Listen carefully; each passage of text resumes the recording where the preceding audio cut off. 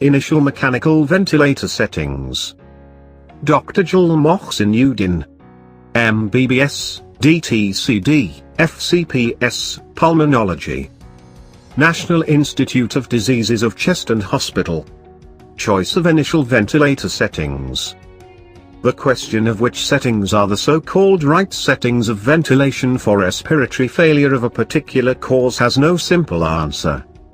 The mode chosen for a particular patient depends on how much of the work of breathing, WOB, the patient can perform, or on how much work it is appropriate for the patient to perform, considering the patient's pathologic condition. What may be the initial ventilator settings in mechanical ventilation? Assist control mode. Tidal volume set depending on lung status. Normal equals 12 ml/kg ideal body weight.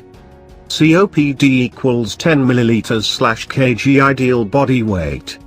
ARDS equals 6 to 8 ml/kg ideal body weight. Backup rate of 10-12 breaths per minute.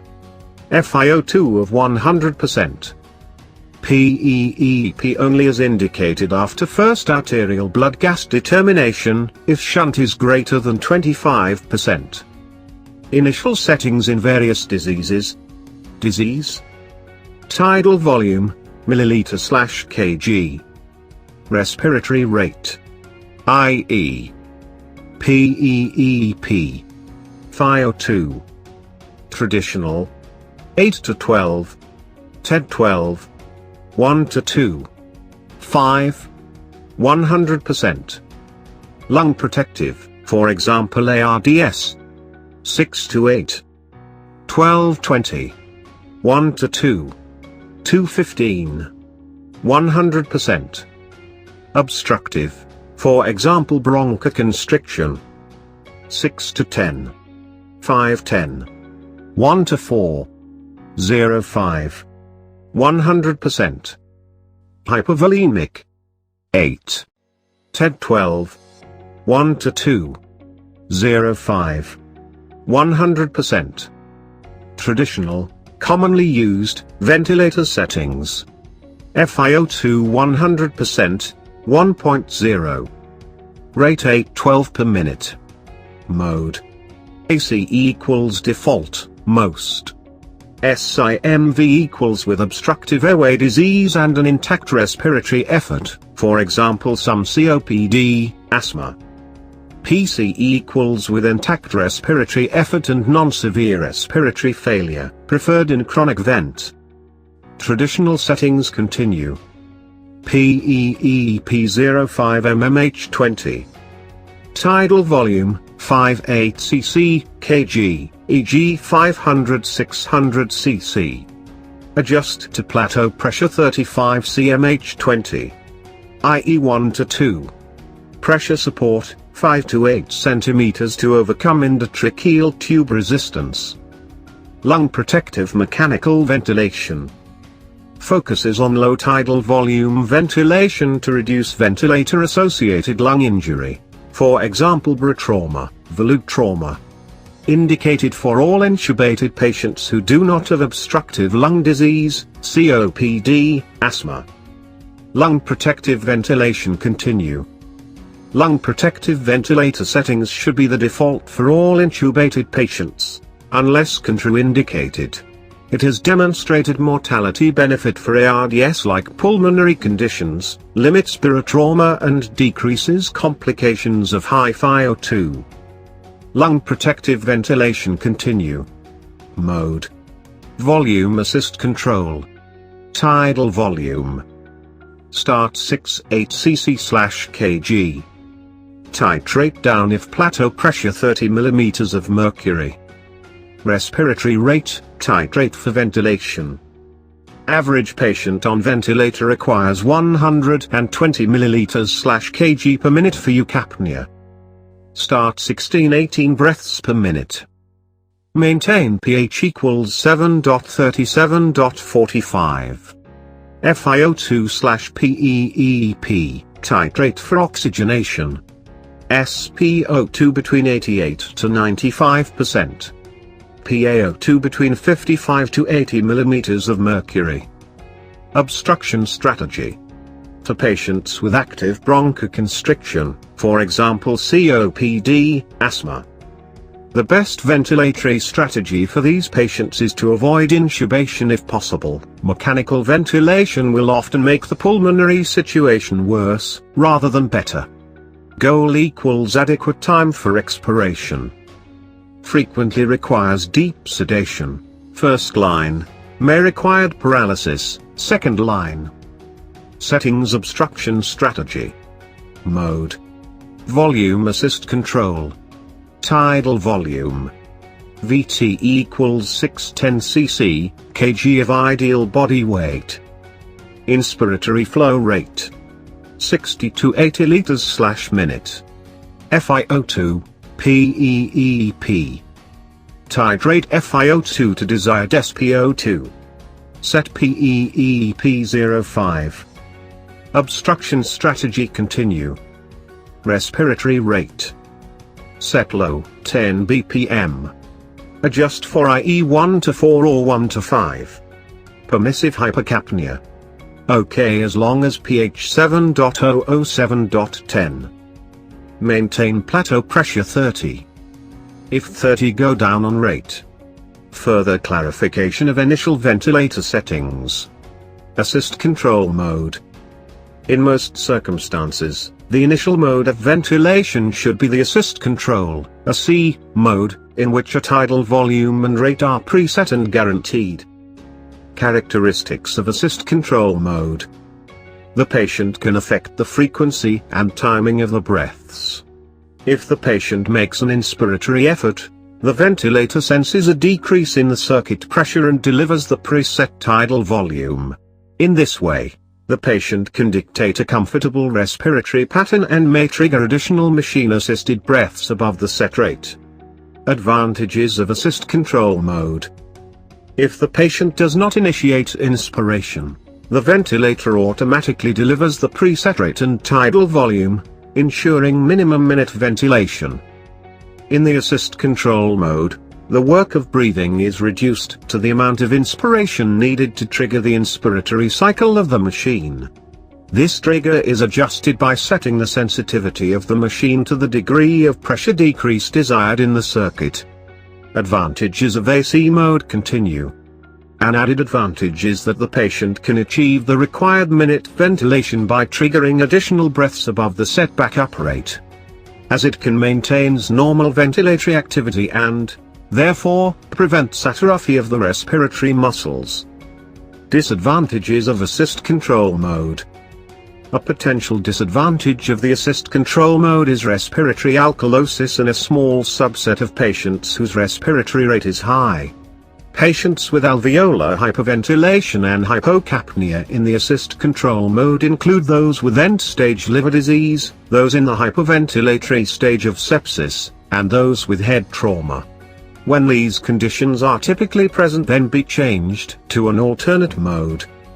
Disadvantages continue. Another possible disadvantage is that serial preset positive pressure breaths may retard venous return to the right side of heart and thus may affect global cardiac output. Though the assist control mode may be the safest initial choice for mechanical ventilation, it may be switched to another option if hypertension is evident. How assist control differs from controlled ventilation.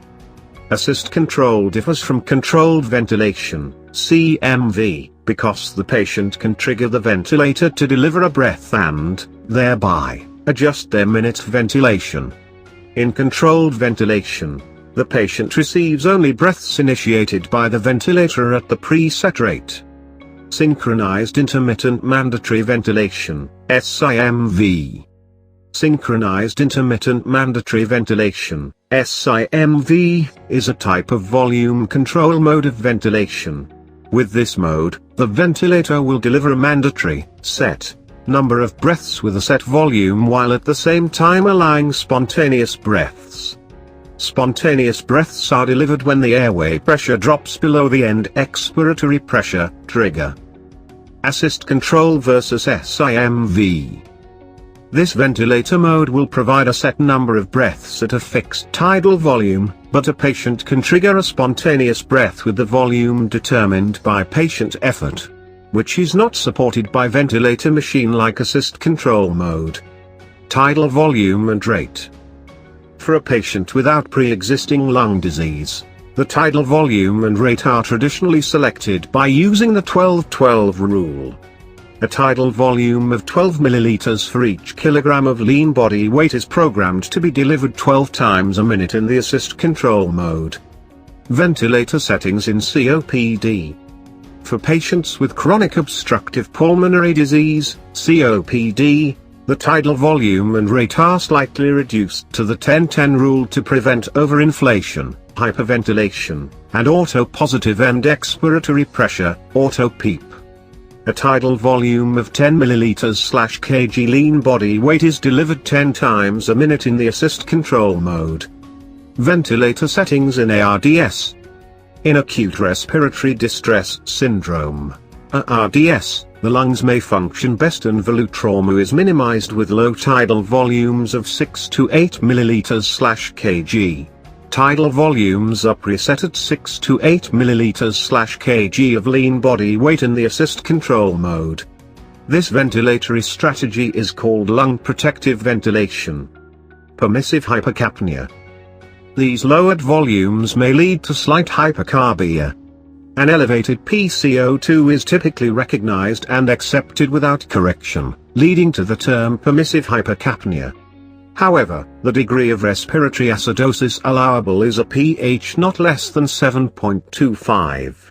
The respiratory rate of the ventilator may need to be adjusted upward to increase the minute ventilation lost by using smaller tidal volumes. Monitoring the selected tidal volume to prevent barotrauma. After a tidal volume is selected, the peak airway pressure, PIP, is necessary to measure during deliver a single breath. As the tidal volume increases, so does the higher pressure is required to force that volume into the lung. Persistent breath-to-breath peak pressures greater than 45 centimeters water are a risk factor for barotrauma. The tidal volume suggested by the above rules may need to be decreased in some patients to keep the peak airway pressure less than 45 centimeters water. The components of mechanical ventilation: inflation pressures. PAW is airway pressure, PIP is peak airway pressure, PLAT is plateau pressure. Monitoring the selected tidal volume to prevent barotrauma. Continue. Plateau pressures, PPLT, should be monitored as a means to prevent barotrauma in the patient with ARDS. Plateau pressures are measured at the end of the inspiratory phase of a ventilator cycle tidal volume. The ventilator is programmed not to allow expiratory airflow at the end of the inspiration for a set time, typically half a second. Plateau pressure. Plateau pressure, PPLAT, is the pressure applied to small airways and alveoli during positive pressure mechanical ventilation. Barotrauma is minimized when the plateau pressure is maintained at less than 30 centimeters water. Monitoring the peak and plateau pressures allows physicians to make clinical judgments on the progress of their patient. Initial FiO2. For the patient's safety after intubation, the FiO2 should always be set at 100% until adequate arterial oxygenation is documented. A short period with an FiO2 of 100% is not dangerous to the patient receiving mechanical ventilation and offers the clinician several advantages. First, an FiO2 of 100% protects the patient against hypoxemia if unrecognized problems occur as a result of the intubation procedure. Initial FiO2 continue. Second, using the PiO2 measured with an FiO2 of 100%, the clinician can easily calculate the next desired FiO2, and FiO2 should be quickly titrated down to the minimal level required to maintain adequate oxygenation to avoid barotrauma. A chest X-ray revealing small bilateral apical pneumothoraces.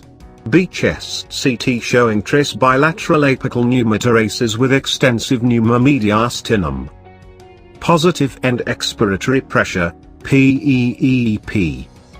The degree of shunt with 100% FiO2 can be estimated by applying the general rule: the measured PaO2 is subtracted from 700 mm Hg. For each difference of 100 mm Hg, the shunt is 5%. A shunt of 25% should prompt the clinician to consider the use of PEEP. PEEP continue. Inadequate oxygenation despite the administration of 100% oxygen should lead to a search for complications of endotracheal intubation, e.g., right mainstem intubation or pneumothorax. If such complications are not present, PEEP is needed to treat the interpulmonary shunt pathology. PEEP continue. A few disease processes can create an interpulmonary shunt. A clinically significant estimated shunt should narrow the potential source of hypoxemia to the following conditions: alveolar collapse, major atelectasis, lobar pneumonia, ARDS, congestive heart failure, pulmonary hemorrhage. PEEP continue. PEEP is a mode of therapy used in conjunction with mechanical ventilation. At the end of mechanical or spontaneous exhalation, PEEP maintains the patient's airway pressure above the atmospheric level by exerting pressure that opposes passive emptying of the lung. This pressure is typically achieved by maintaining a positive pressure flow at the end of exhalation. This pressure is measured in centimeters of water. PEEP continue. PEEP therapy can be effective when used in patients with a diffuse lung disease that results in decrease in functional residual capacity, FRC, which is the volume of gas that remains in the lung at the end of a normal expiration. If FRC is not restored, a high concentration of inspired oxygen may be required to maintain the arterial oxygen content of the blood in an acceptable range.